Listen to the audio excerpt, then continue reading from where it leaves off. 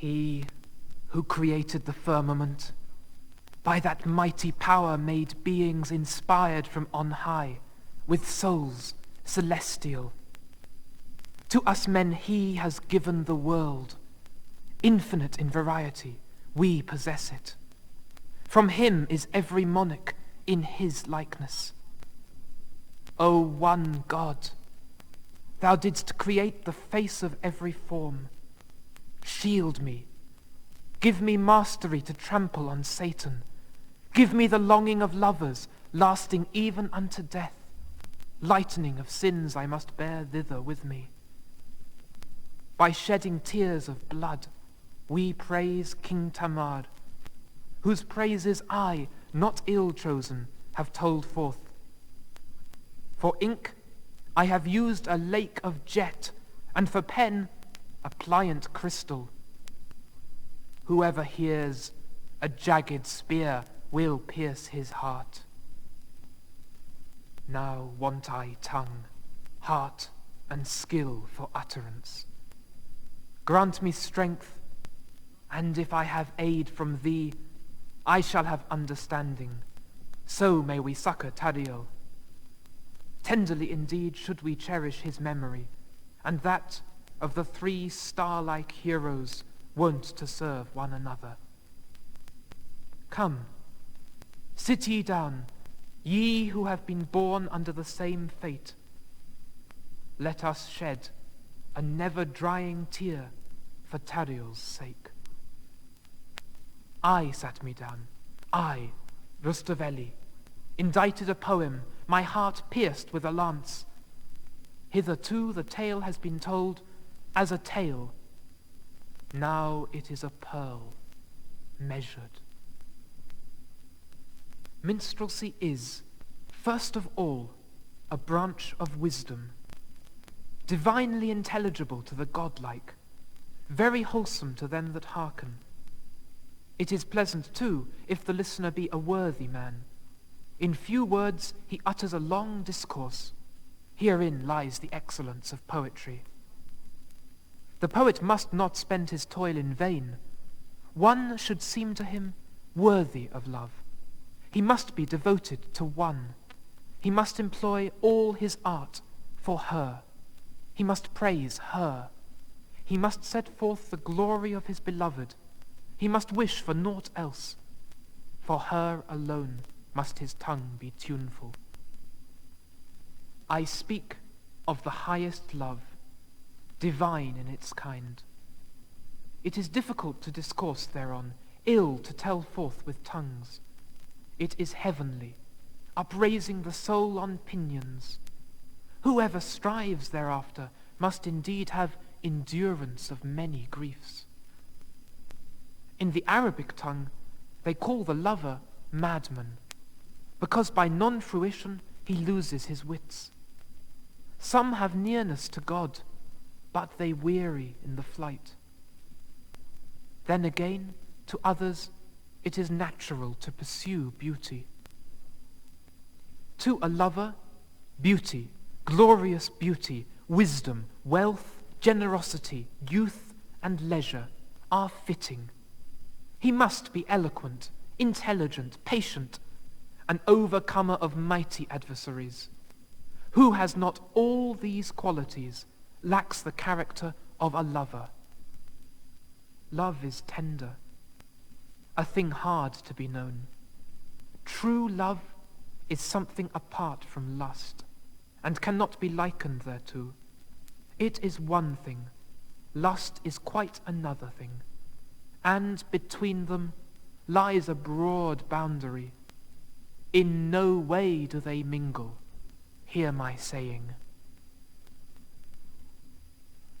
There was in Arabia Rostamvan, a king by the grace of God, happy, exalted, generous, modest, lord of many hosts and knights, just and gracious, powerful, far-seeing, himself a peerless warrior, moreover fluent in speech.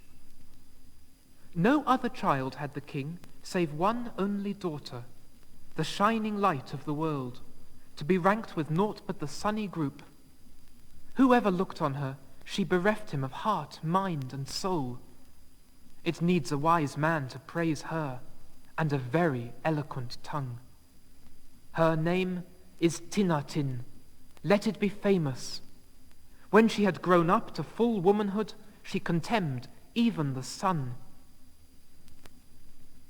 The king called his viziers, seated himself, proud yet gentle, and placing them by his side, began to talk graciously to them. My day is done. Old age, most grievous of all ills, weighs on me. If not today, then tomorrow I die. This is the way of the world.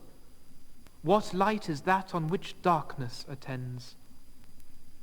Let us instate as sovereign my daughter, of whom the sun is not worthy. The viziers said, Why do you speak of your age? Even when the rose fades, we must needs give it its due. It still excels all in scent and fair colour. How can a star declare enmity even to the waning moon? Though indeed she be a woman, still as sovereign she is begotten of God. She knows how to rule. We say not this to flatter you. We ourselves in your absence often say so. Her deeds, like her radiance, are revealed bright as sunshine. The lion's whelps are equal, be they male or female. Avtandil was general, son of the commander-in-chief. He was more graceful than the cypress. His presence was like sun and moon.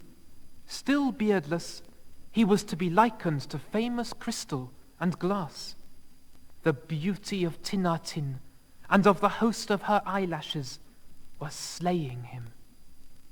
He kept his love hidden in his heart. When he was absent and saw her not, his rose faded. When he saw her, the fires were renewed, his wound smarted more.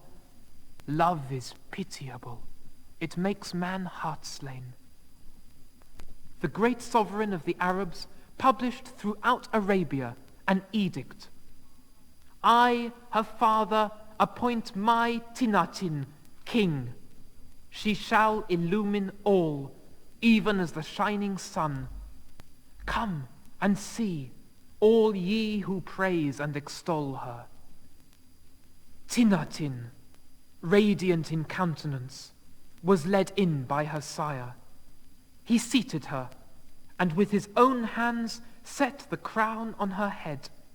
He gave her the scepter and clad her in the royal robes. The maiden looks on with understanding, all-seeing, like the sun. She deemed herself unworthy to sit on her father's throne. Therefore she weeps, filling the rose garden with tears.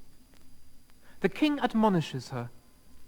Every father hath a peer in his child, quoth he. Until now the raging fire in my bosom has not been extinguished. Since the sun shines alike on roses and middens, be not thou weary of mercy to great and small. The generous binds the free, and he who is already bound will willingly obey. Scatter liberally, as the seas pour forth again the floods they have received.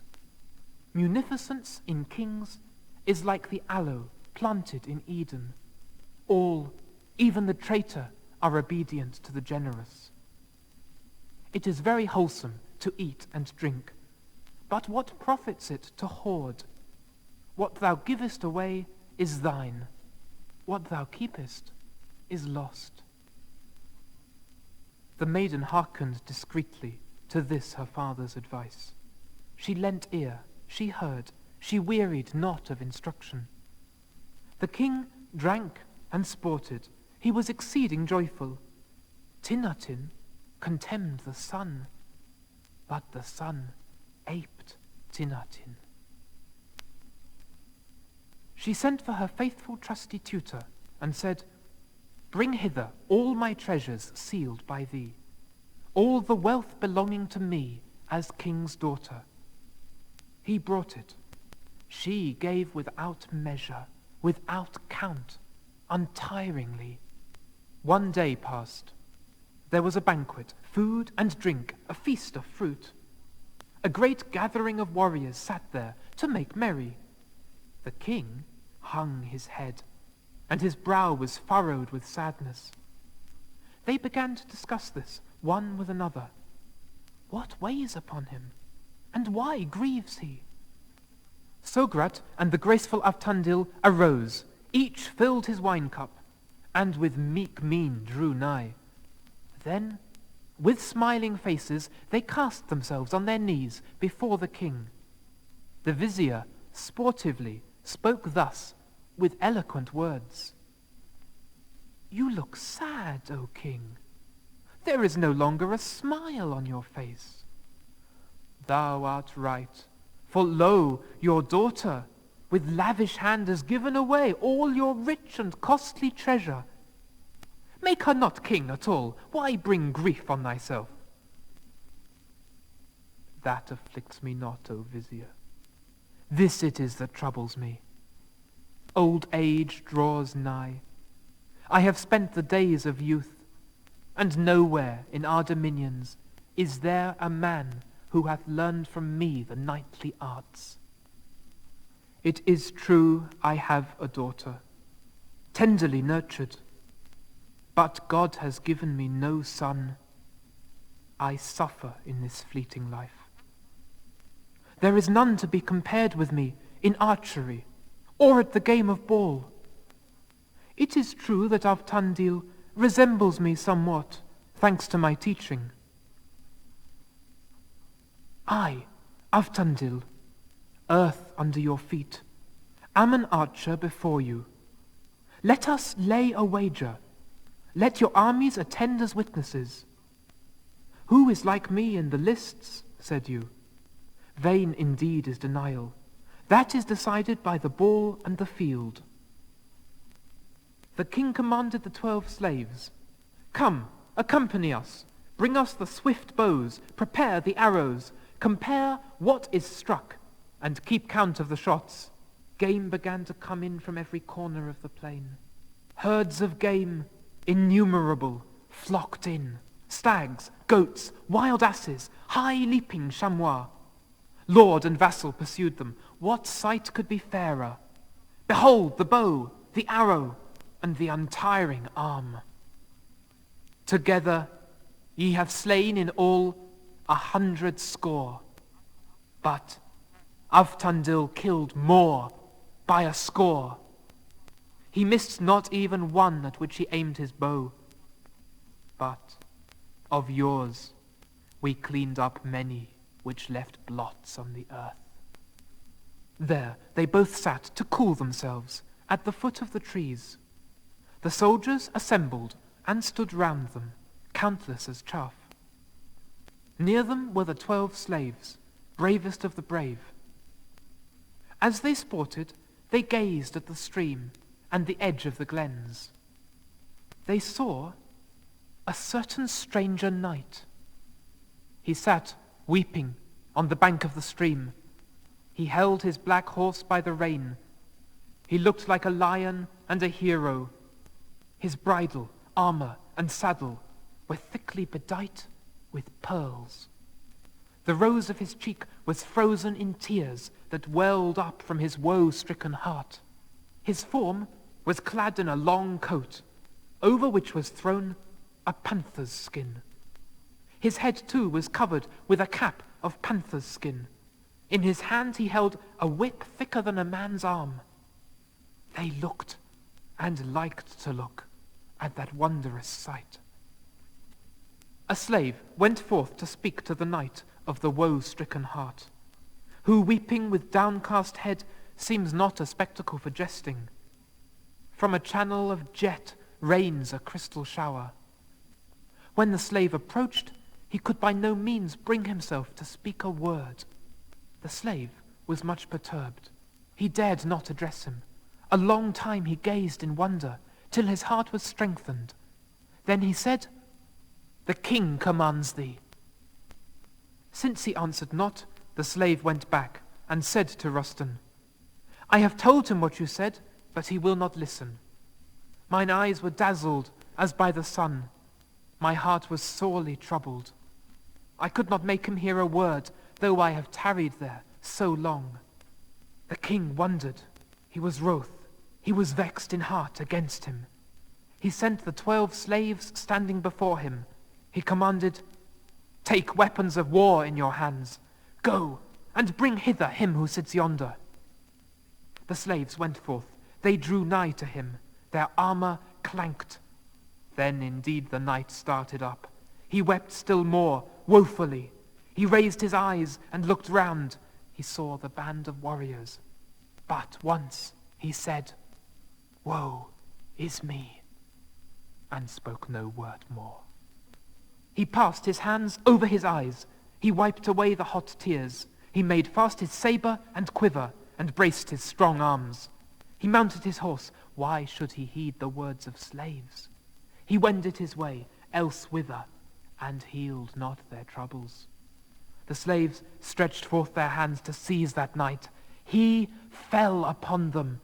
Alas, even their enemies would have pitied them. He beat one against another. He slew them without raising his hand. Some with his whip he smote, cleaving them down to the breast.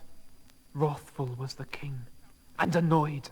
He shouted to the slaves. The youth looked not back, nor heeded his pursuers, till they were upon him. As many as overtook him, he made to look like dead men. He threw down man on man. Rostan lamented thereat. The king and Avtandil mounted to follow the youth. Proud and haughty, his form swayed to and fro. His steed was like Mirani. The sun shone brightly on the field. He perceived that the king pursued him. When he saw that the king was come, he struck his horse with his whip. In that very moment he was lost. Our eyes see him not. He seemed to have sunk into an abyss, or flown to heaven. They sought, but could find no trace of his course. His footprints they sought, and marveled to find no trace.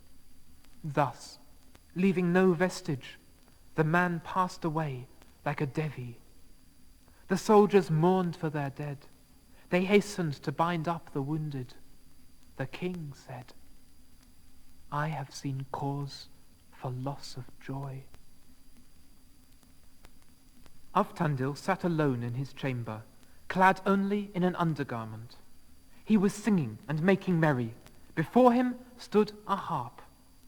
To him came Tinatin's black slave and said, "She of the aloe form, the moon-faced one, sends for thee." Pensive, she sat in her red veil. She quietly greeted Avtandil and gently bade him be seated. The slave placed a seat. He sat down modestly and respectfully. Face to face, he gazed on her, full of great joy. "Dost thou remember when thou and Rostan killed game in the plain? How ye saw a certain stranger youth who wiped his tears away? Since then I have been a prey to thoughts of him. I beg thee to search for him, to seek him even to the bounds of the earth. This service of mine, which I bid thee do, befits thee for these 2 reasons.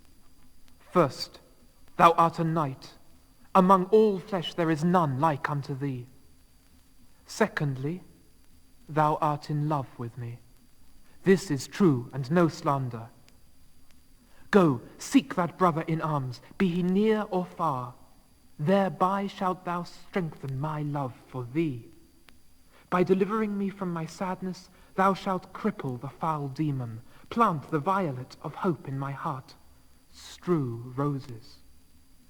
Then come, O lion, I shall meet thee like a son. Meet thou me. Seek 3 years him whom thou hast to seek. If thou find him, come gaily, telling thy victory. If thou find him not, I shall believe he was a vision. Thou shalt meet the rosebud, unwithered, unfaded." The knight replied, "O sun, who causest the jet to blink, What have I said to thee? And what have I done to make thee suspect me? I awaited death. Thou hast renewed my will to live. I shall certainly obey thee, like a slave in service. He journeyed over all the face of the earth. He went thoroughly over it, so that beneath heaven was no place left where he had not been. But he met none who had heard tidings of him he sought. Meanwhile, 3 years, save 3 months, had passed.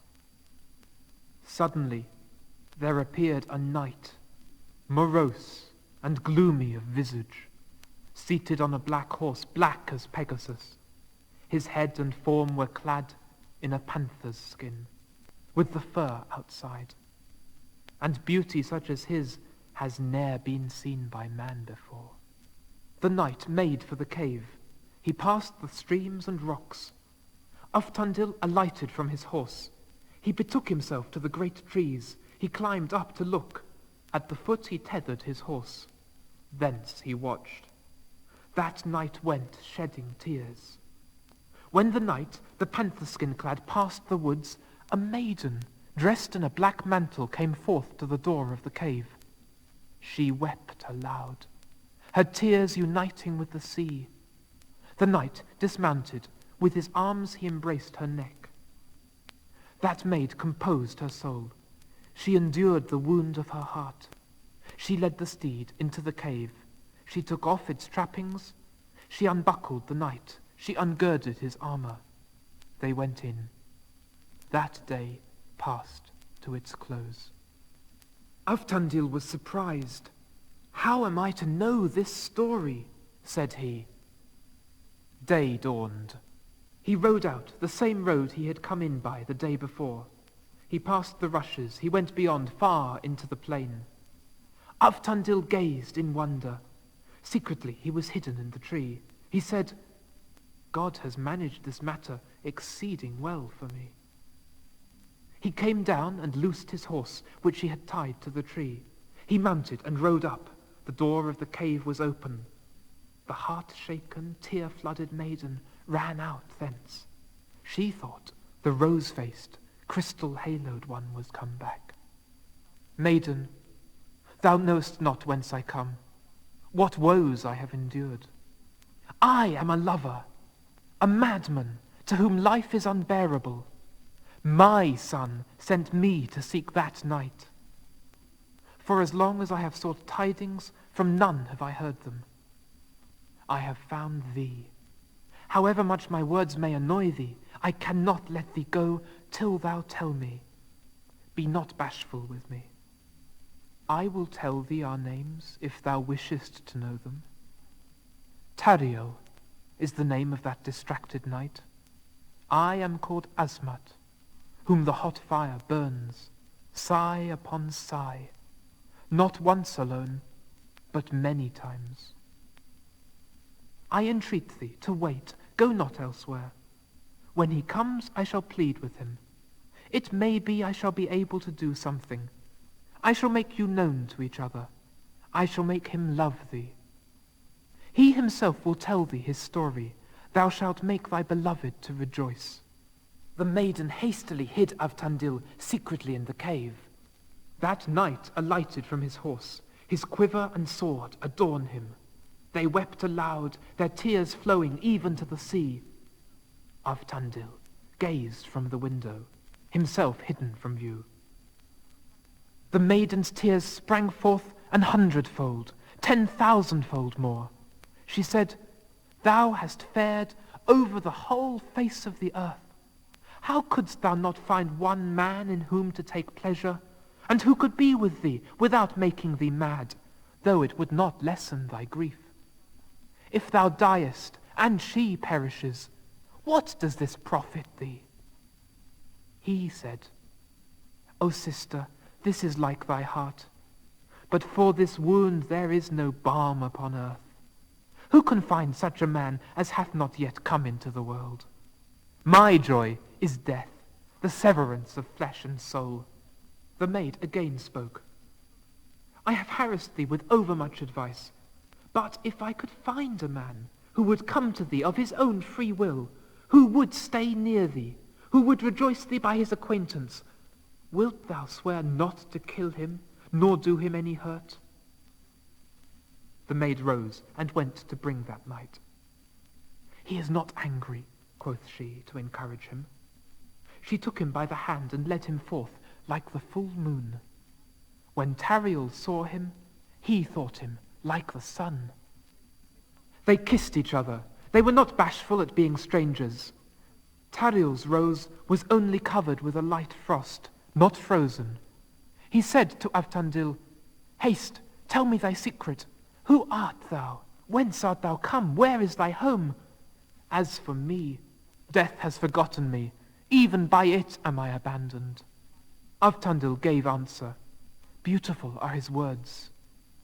O lion and hero Tariel, thou who behavest gently, I am an Arabian, from the courts of Arabia. I am consumed by love, unquenchable fire burns me. This day has made me forget her who darkened my heart. I renounce her service. As for that, it shall be as thou wishest. Thus, though a jacinth is better, still 1,000 times more do I desire glass. I shall stay near thee till death. More than this I desire not. Tariel said to the knight, Whatever man takes to himself, a brother, ay, or a sister, must have no care of death and trouble for their sake. How should God save the one if he cause not the other to perish? Listen, and I shall tell thee whatever befall me.